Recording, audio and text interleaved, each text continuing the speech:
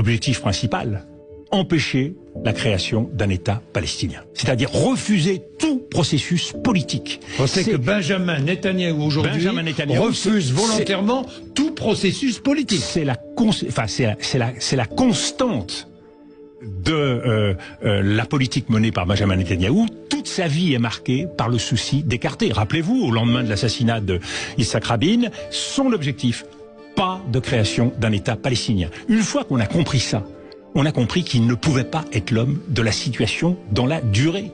C'est-à-dire qu'Israël aujourd'hui est tenu par un Premier ministre qui dirige un gouvernement qui cherche à se survivre à lui-même, mais qui surtout cherche à bloquer tout processus politique. Nous savons que cette région et qu'Israël ne pourra vivre en sécurité qu'avec une perspective politique, qu'avec la création d'un État palestinien. Et c'est pour ça qu'aujourd'hui la question, ne faut-il pas inverser le processus de paix tel que nous l'avons toujours connu?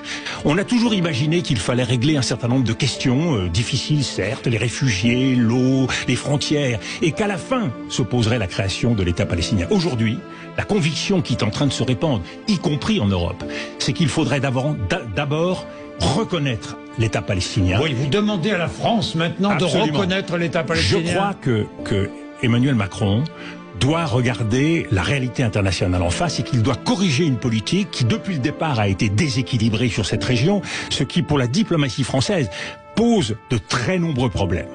Et la façon de le corriger, c'est de participer, avec des pays comme l'Espagne, avec l'Irlande, de participer à ce mouvement en faveur de la reconnaissance de l'État palestinien. Je note que c'est pas un problème de principe pour la France, puisque la France a voté à l'Assemblée générale pour la reconnaissance de cet État palestinien. Donc c'est pas la question de fond qui se pose, c'est la question d'opportunité. Je pense qu'aujourd'hui... Il manque de courage politique, là? Non, mais je pense qu'il doit... vision éclairée de la situation, de lucidité. C'est-à-dire que il faut comprendre que le principal verrou aujourd'hui, c'est l'entêtement de Benjamin Netanyahou. C'est le gouvernement israélien qui aujourd'hui ne veut pas avancer. Regardons la situation, si vous voulez bien, parce qu'il faut essayer d'être avec beaucoup d'humilité, d'être le plus global possible. Il y a 4 échecs pour Israël. Et c'est une inquiétude pour tous ceux qui pensent qu'il est essentiel de défendre la sécurité d'Israël.